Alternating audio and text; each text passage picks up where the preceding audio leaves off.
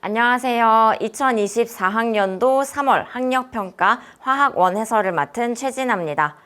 올해 드디어 첫 학력평가 치러졌는데요. 잘 보셨나요? 여러분의 시험 점수와 상관없이요. 여러분의 학습 상태를 점검해보고 또 여러분이 보완해 나가야 할 점들이 무엇인지 체크해보는 그런 기회가 되셨으면 좋겠습니다. 우선은 우리 시험이 어땠는지 우리 해설에 앞서서 총평 간단하게 진행해 보도록 하겠습니다. 우선 우리 3월 학력평가의 시험 난이도입니다. 우선 2023학년도, 즉 작년 3월 학력평가랑 비교했을 때 비슷하거나 평이한 수준이었다라고 볼 수 있겠고요. 당연히 가장 최근에 치러졌던 2024학년도 수능, 작년 수능보다도 평이했다라고 볼 수 있겠습니다. 이렇게 까다롭지 않고 평이하게 출제되었다라고 평가할 수 있는 요소에는 몇 가지가 있는데요. 몇 가지 설명드리도록 하겠습니다.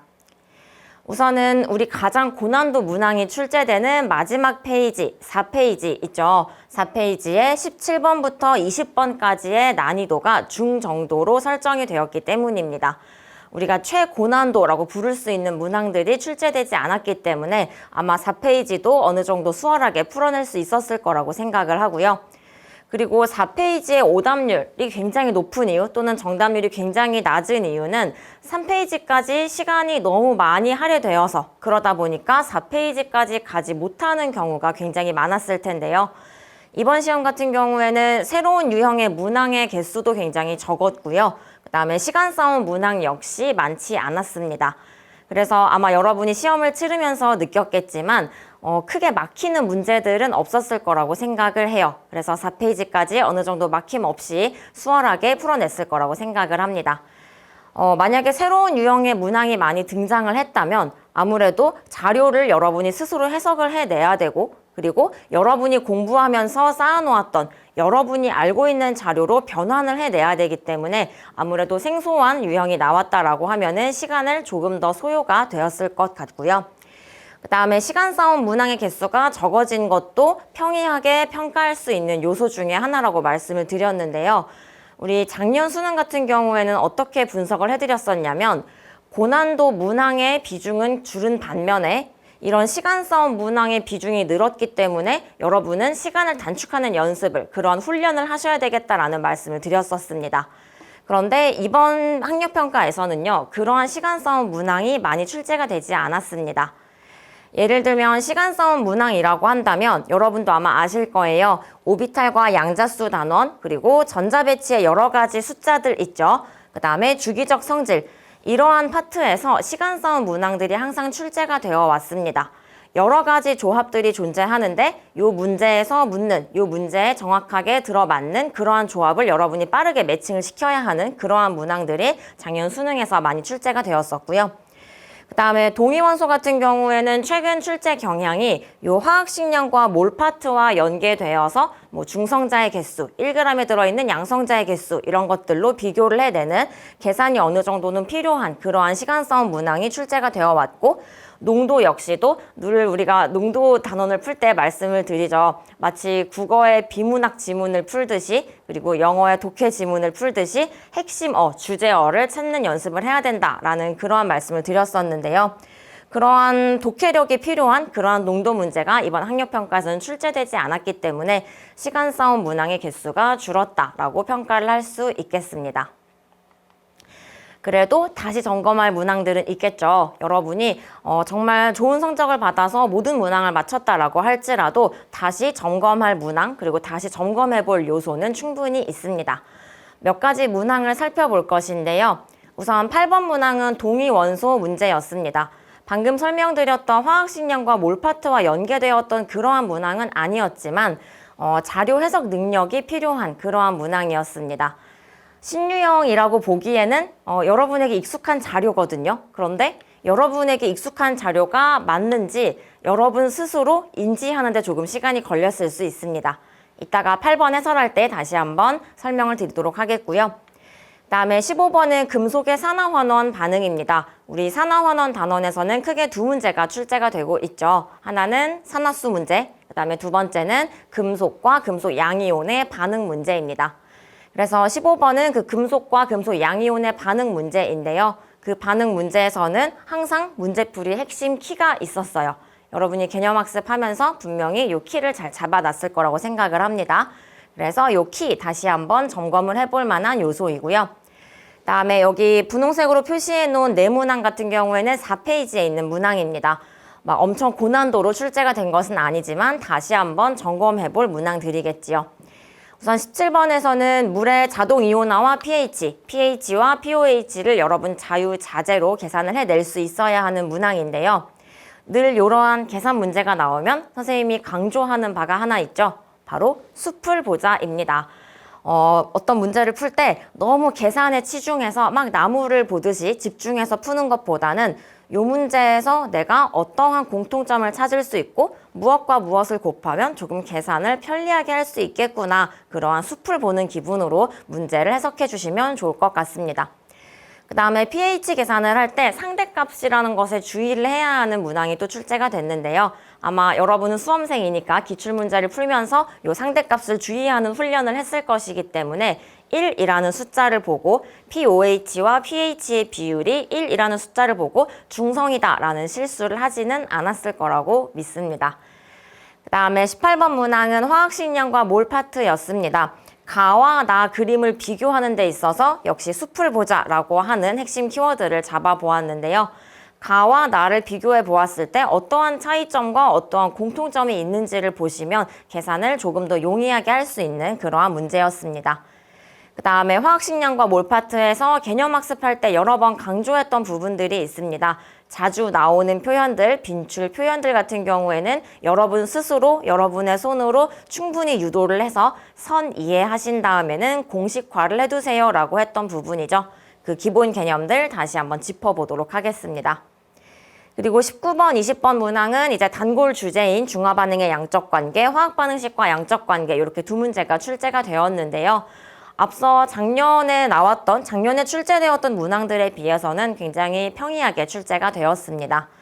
혼합 유형으로 출제가 되었고 3개의 산과 염기가 혼합되어 있는 유형이었고 이가도 포함되어 있었지만 농도를 매우 쉽게 찾을 수 있도록 제시가 되었기 때문에 쉽게 풀어나갈 수 있는 문항이었습니다.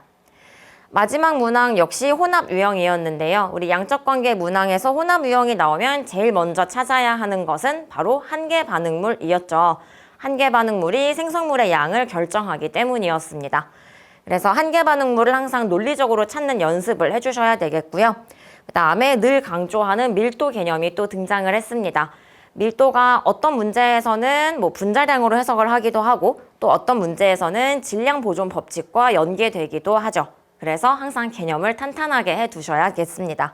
요 밀도에 대한 해석은 20번 문항 해설할 때 다시 한번 말씀드리도록 하겠습니다.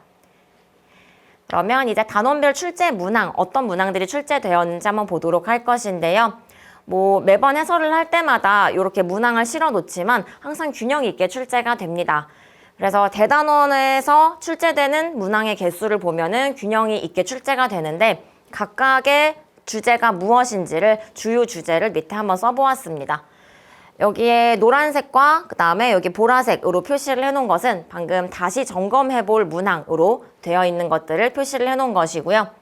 여기에 1단원에서 농도 단원이 포함되어 있지요. 여러분은 1단원 하면은 화학반응식과 양적 관계를 대부분 떠올리지만 화학식량과 몰 파트가 18번에서 고난도 문항으로 요즘 출제되고 있는 추세이기 때문에 반드시 짚어봐야 하는 단원이고요. 그 다음에 농도가 이번 학력평가에서는 매우 쉽게 출제가 되었지만 또 어떻게 독해력이 많이 필요한 그러한 문항으로 출제가 될 수 있기 때문에 많이 훈련을 해두셔야 하는 단원입니다. 그 다음에 두 번째 단원에서는 동위원소, 아까 처음에 평이했던 이유를 설명을 드릴 때 말씀드렸듯이 이 동위원소 단원은 이번 시험에서는 또 쉽게 출제가 되었지만 화학식량과 몰 파트와 연계를 해서 기본적인 계산은 할 수 있어야 되겠습니다. 그 다음에 오비탈과 양자수 주기적 성질 문제가 각각 13번, 14번 문항으로 출제가 되었는데요. 이러한 조합들을 빠르게 찾아내는 연습 역시 많이 해보셔야 되겠습니다. 그 다음에 3단원은 크게 어려운 단원이 아니죠. 여러분이 개념학습할 때도 아마 쉬어가는 그런 단원이었을 것 같고요. 4단원에서는 산화환원 문제, 아까 다시 짚어볼 문항으로 짚어보았던 그 양적 관계 문제가 간단하게 출제가 되었습니다. 그다음에 17번은 pH와 pOH 문제 여러분이 자유자재로 계산할 수 있도록 다시 한번 짚어보도록 하겠습니다. 이제 마지막 지피지기면 백전백승이다. 여러분이 학력평가나 모의평가를 보는 이유는요. 적을 알고 여러분을 알아서 여러분이 봐야 하는 수능시험에서 승리를 하기 위한 것입니다. 그래서 지금 보는 시험 하나하나에 일희일비하지 않으셨으면 좋겠습니다. 이번 학력평가가 조금 평이했다, 까다롭지 않았다라는 평가를 내리고 있는데요. 그렇다고 해서 나 이 시험조차 못 봤는데 어떡하지? 이렇게 쉬운 시험조차 못 봐서 어떡하지? 라고 생각하실 필요도 없는 것이고요. 또 이번 시험을 잘 봤다고 해서 자만해서도 안 되는 것입니다. 아직 3월밖에 되지 않았으니까요. 수능까지 충분한 시간이 많으니까 여러분이 보완해야 될 점들, 여러분의 빈 부분을 촘촘하게 채워나가시면 충분히 승리할 수 있을 것입니다. 그래서 그때까지 여러분이 반드시 해야 되는 것은요. 숲을 보는 능력 키우기. 아까 점검해야 될 요소에서도 말씀드렸듯이 어떠한 문항을 푸는 풀이 방법은 굉장히 다양하거든요. 그랬을 때 여러분이 수능 때까지 해야 되는 일은 비효율적인 풀이를 계속 반복하기보다는 조금 더 효율적인 풀이법을 생각해내기 위해서 문제를 볼 때 조금 멀리서 어떻게 하면 조금 더 쉽게 풀 수 있을까에 대해서 고민을 해보셨으면 좋겠습니다. 그 다음에 자료 변환 능력 같은 경우에는 이번 학력평가에서는 크게 쓰이지 않았지만 언제나 신유형은 등장을 하기 때문에 여러분이 알고 있는 자료만 나오는 것이 절대 아닙니다. 그래서 새로운 유형 또는 새로운 자료가 나왔을 때 여러분이 알고 있는 내용, 여러분이 알고 있는 자료로 빠르게 변환해낼 수 있는 능력이 필요하겠습니다. 그러기 위해서 가장 먼저 선행되어야 되는 것은 가장 다양한 자료들을 여러분이 먼저 데이터를 쌓아두셔야 그것을 변환을 해낼 수가 있겠지요. 그래서 지금 남은 시간 동안 다양한 데이터를 쌓아두시고 어떠한 새로운 자료가 나오더라도 여러분의 언어로 해석할 수 있도록 훈련을 해주시면 되겠습니다. 그리고 오늘도 몇 가지 중요한 내용들을 짚어볼 것이지만요. 방금 앞서 살펴보았던 이 단원별 출제 문항에서 여러분이 짚어봐야 하는 것은 여러분이 조금 헷갈렸던 문항, 그리고 여러분이 어려웠던 문항, 조금 시간이 소요되었던 문항, 그러한 문항들을 체크를 해보시고요. 여러분에게 빈 부분이 어딘지, 어떠한 단원이었는지를 촘촘하게 채워나가시면서 그 단원의 문제풀이 핵심 키를 꼭 여러분의 손으로 정리해 보시기 바랍니다. 그러면 여러분을 알고 적을 알면은 백전백승 할 수 있을 것입니다. 그러면 이제 지금부터 해설 강의 시작해 보도록 하겠습니다.